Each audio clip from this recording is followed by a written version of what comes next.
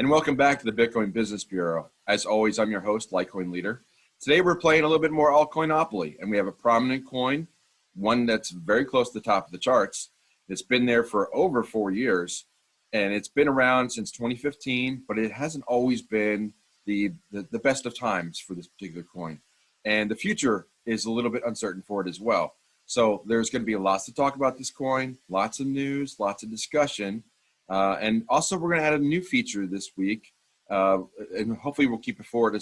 We had a good suggestion, and we're going to see about adding it and see how people like it, and probably carry it forward for the rest of the game. So stay tuned for more information about this coin and where it goes on the board.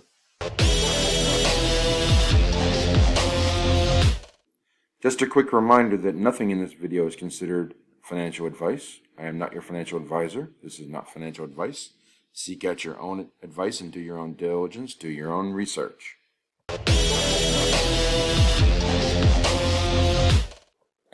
So as we typically do, we start by taking another look at the ALTCOINopoly board. Today we're going to be looking at Zone 3, which is at the top of the board, this section up here. And we're looking at a prominent space on that section. So first off, here's a reminder that we're talking of Zone 3, which is all about platforms. And we're going to hone in on one of the key spaces, which is the middle space on any side of the board. We've given those to prominent coins. We've handed out this coin down here in Zone 1 and this coin here in Zone 4. Check other videos to find out what those are, but those are released. But now, today, we're going to talk about Zone 3's middle space, which is a commuter space, which gets a lot of traffic. And that particular space is the #1 platform that's out there, Ethereum. Ethereum is the #2 coin in all of cryptocurrency. It's roughly 10% of the entire market share. It's been much higher than that, but it goes up and down. But it's been around for 5 years. It had an interesting past, and we'll go over some of that, and we'll talk about some of the directions the project is heading going forwards. It's a well-known coin, so I don't think we need to talk too much about the news, but we want to talk about what's going on currently. But here's the space that goes on the board, and the platform. It's the #1 platform. Lots of coins built on Ethereum to start, and then they may migrate to their own blockchain at a later time. I believe that Matic has done this, and I know that Theta has done this. So this is how a lot of platforms get started. But when you hear the ERC20 coin, that is an Ethereum-based coin. That's a coin that lives in the Ethereum blockchain. Projects don't build their own blockchains to jumpstart their progress. They'll work on another project's blockchain like Ethereum. That can have some drawbacks because Ethereum gets pretty much jammed up in a lot of traffic, and that's why part of the reason why the fees go up so high. So that's what we're going to talk about as well today. So the coin for today is Ethereum. It's the middle space in Zone 3. Please mark it down on your board, keep track, and be ready to submit your final answers in August to potentially win the grand prize.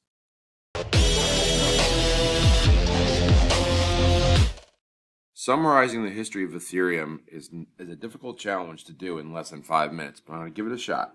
So it was originally launched in 2013, and the name most associated with the founding of this project is Vitalik Buterin.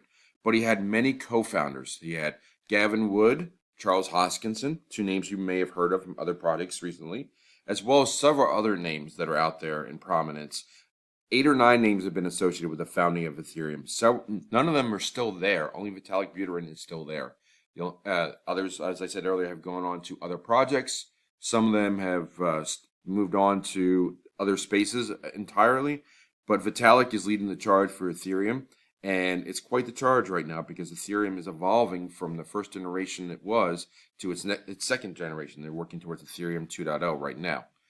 Ethereum came on the scene, and they were the #1 coin for both a platform to develop on, and they created a standard called ERC20, which a lot of coins adopted, as that was how some coins launched, to be on the Ethereum blockchain rather than building one themselves. And they also, Ethereum put forth the first platform that could use smart contracts, which is a device that's used in the blockchain that resolves something when all parties involved in a smart contract agree. For example, if 2 people enter a smart contract to exchange an object for $100, the ownership of the object could be put in the smart contract.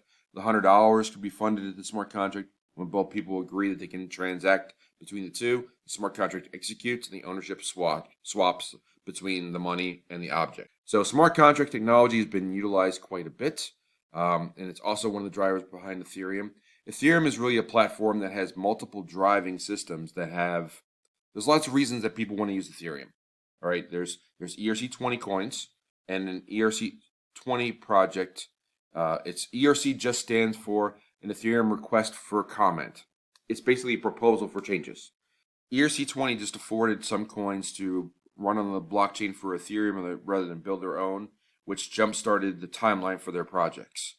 There's been other proposals for ERCs, some of them that are much more popular than others. ERC20 is the most popular one. ERC 721 is also quite popular, and that's for the NFT, or the non-fungible tokens. That's the protocol how to make a non-fungible token, which is wrapped into a smart contract. That is basically something, it's a digital asset that can be sold.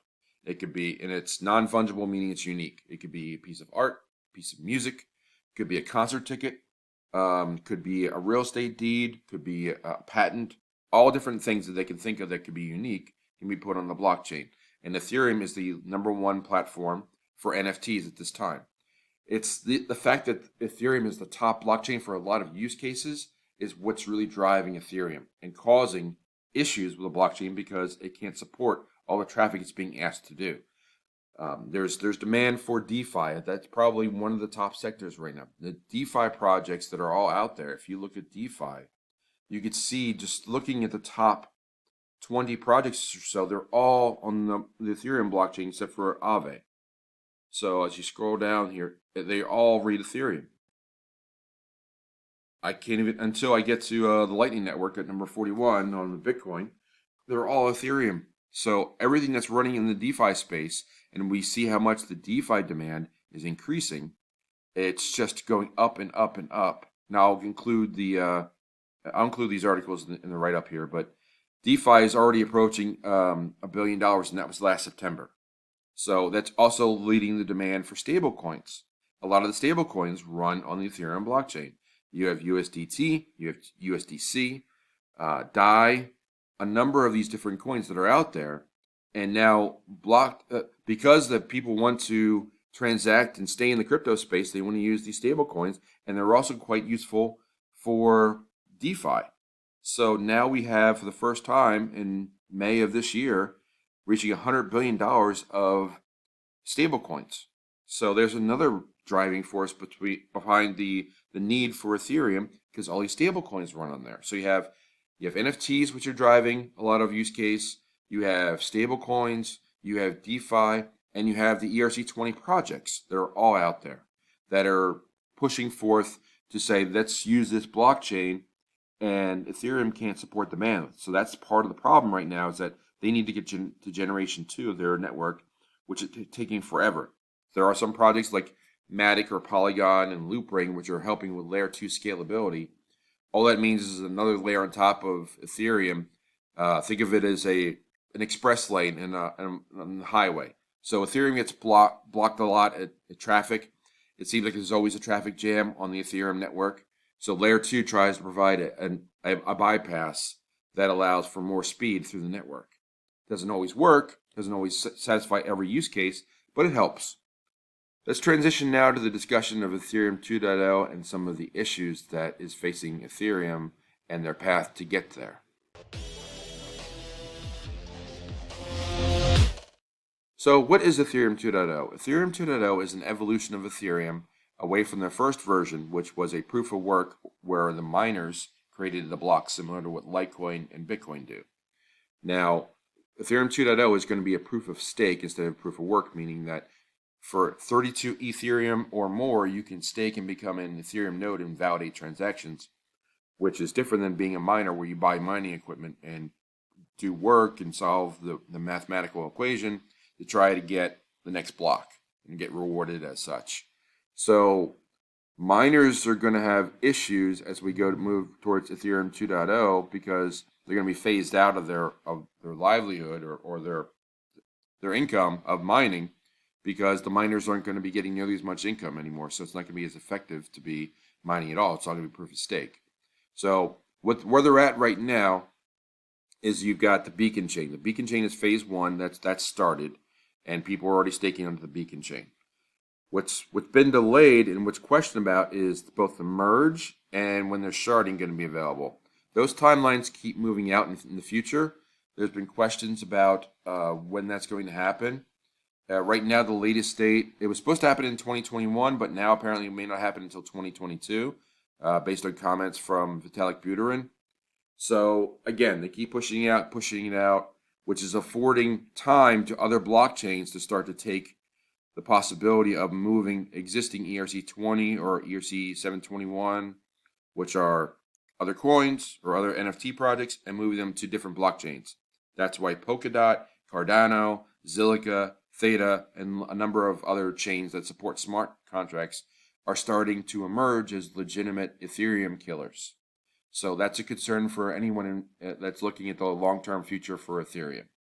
So it's a lot to cover, and I could go on and on about Ethereum. I'm going to include several links here. I think Coin Bureau did a good job of expanding upon this. A lot of these articles do a good job of adding more to it. I'll add more of my color on the whole Ethereum project in a few moments. But for now, this is the summary of where Ethereum is at today.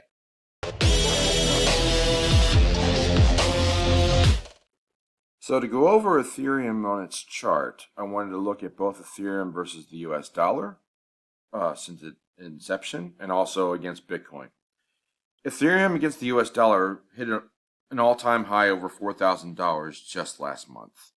But the chart looks a little bit different when compared against Bitcoin. So let's start against the US dollar. You can see that it peaked in January of 2018 around $1,600, and then it just went down through 18 and 19 as the bear market really hit crypto, to the point where it was dancing under $100 at times. So that retracement was 80-90%. It was pretty bad, but if you took a measurement here, if you look at just the monthly scale, you could almost see, and let me try and draw it a little bit. So I'm going to draw a pattern here from what happened in 2018 to roughly now, the last few months. It first came down, formed sort of a cup here, and then the handle really happened in here, where this dip happened. So you could see it's almost looks like a cup with handle. If we zoom in here, which I will do shortly, you'll see it's more of a long-term cup with handle. Assuming that handle is there, let me just show you that you would measure this from the middle of the cup all the way down. You're looking like 90%. So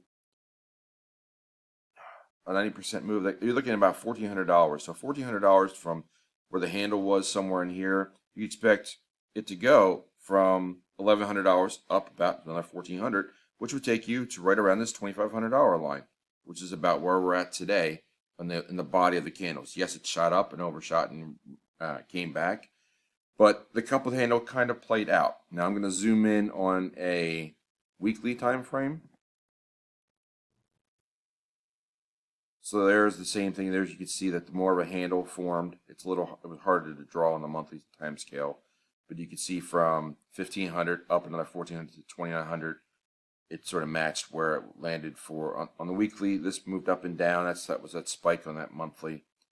But the general trend now seems to be on the upward trend. But to see where this is potentially going, you really have to look at the Ethereum Bitcoin chart. So on the Ethereum Bitcoin chart, what I've done is I've drawn a little bit of Fibonacci retracement, which goes back to, this would be January 2021, where you could sort of call this a wave one, where we went up from, you can make an argument this is 1, 2, 3, or that this is a larger one wave, because this is on the daily scale, so I zoomed in a little bit. Ethereum shot up from 0.025 BTC all the way up to over 0.08. So that was a huge jump up, and then it came back about 50%, which is right in here. If you zoom in, which I could zoom in here, but let's zoom in on a 6-month scale,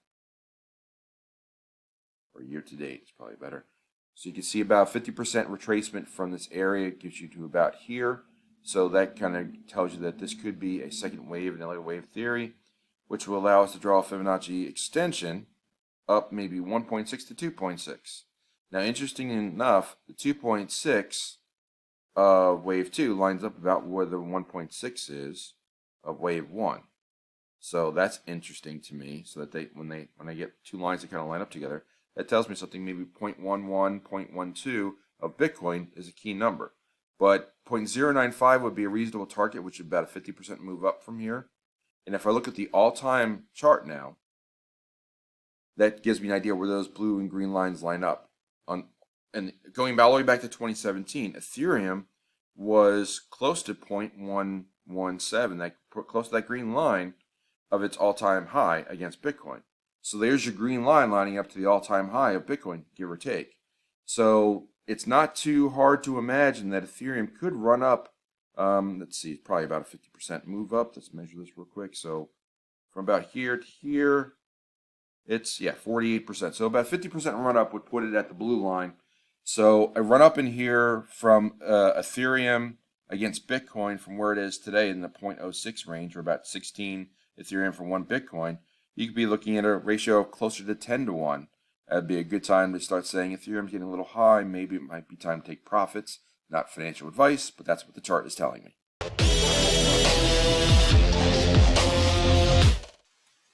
So there we go. The coin today is Ethereum, the number 2 coin in all of crypto.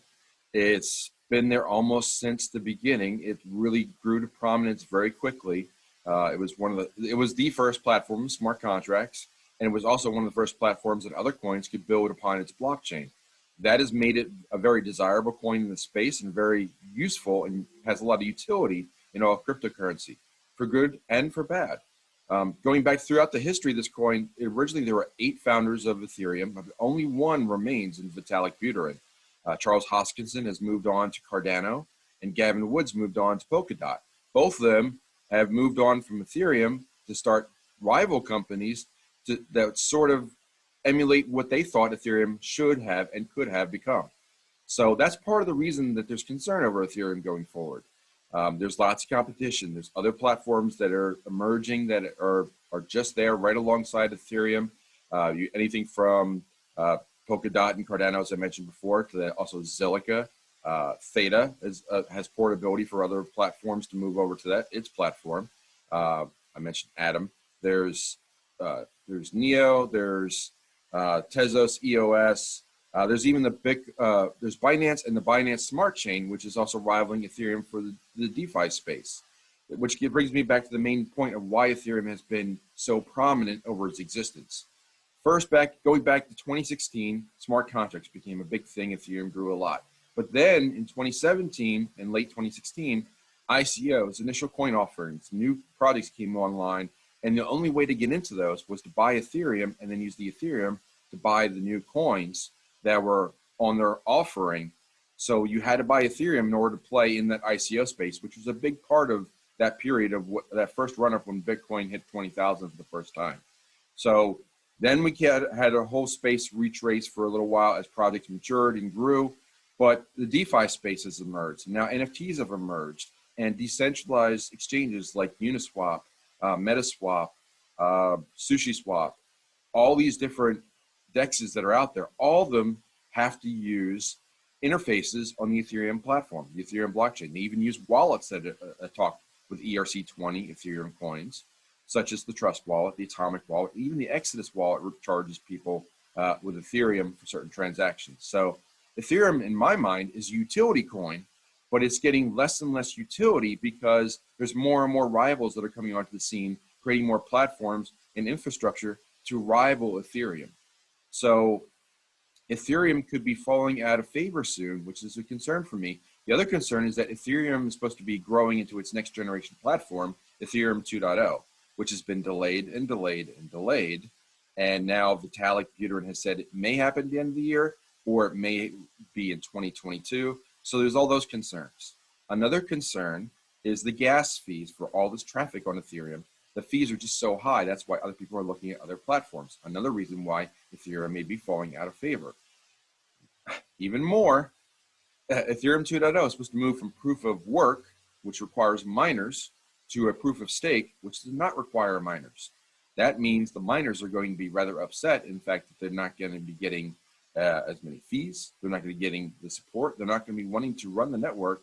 And now you're going to have all these miners with all this equipment that won't know what to mine. They have to move to another platform and mine something else.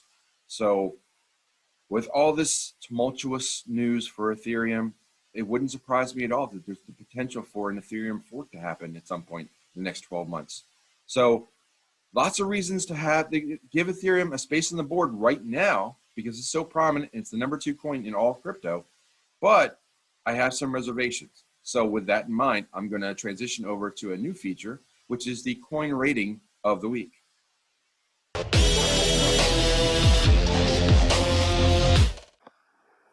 So this is the new feature that I came up with to go over how to rank a particular coin for each episode. It's not the easiest thing to do, but I'm going to give it my best shot. So for ALTCOINopoly, I'm going to come up with a system that's scale of 1 to 5, and here's how we're going to do it.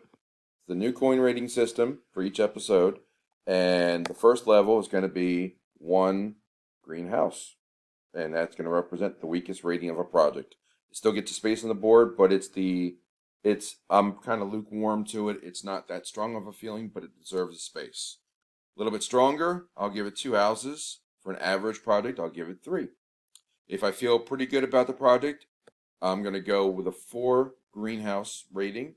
And in the 5th and final, as you might guess if you follow the original version of this game, the highest rating will be a red hotel, and that'll be for the top tier project. So I may give out 2.5 houses, 1.5, whatever, however it strikes me, but I'm just trying to quantify the strength of my opinion at the given day or the given week that I'm making the coin video to give you as the viewer some idea of where I view the coin. Not only does it deserve a space on the board, but how strong of a feeling do I have on this particular project.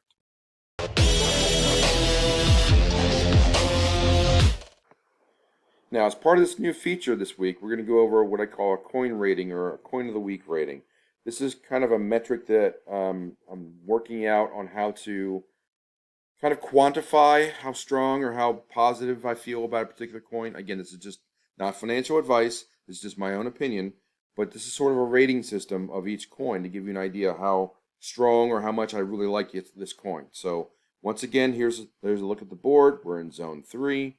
Zone 3 is platforms. So on this particular episode, we're talking about Ethereum, and the rating for Ethereum this week is somewhere between 2 and 3 houses. It's not quite middle of the road. I have some reservations about the project. I think it deserves a space on the board. I think it's a very prominent coin. That's why it's rated this high. But I can't give it a 4 or a 5 for certain because of all the issues with the gas fees and the competition and the uncertainty about Ethereum 2.0. So with all that considered, I give it 2.5 houses. So just below average of a rating. I think it could be potentially a 4 or even a 5 going forward. But right now, with all the uncertainty I could see it at 3 or less easily. So I wanted to go middle of the road of the rating, just a little below average of 2.5 houses. So that's the rating scale. That's the rating for Ethereum. So I would love to hear some feedback in the comments about this new rating system. What you think of the 1 to 5 scale and the metric, and whether you like it going forward, and how much you'd like to see it going forward, and any changes you might suggest. But as always, I'm open to feedback and improving the videos. And with that said, let's go on to our conclusion for today.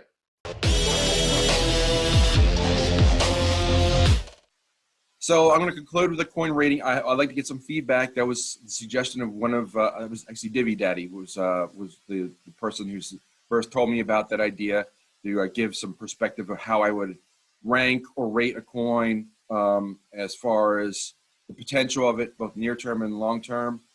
It's a tough call. It's a very tough call to make, but that's my opinion. It's not financial advice, but it's my opinion only.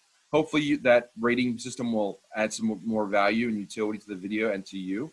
Please leave me some feedback in the comments and let me know what you think about adding that rating system to the coins going forward.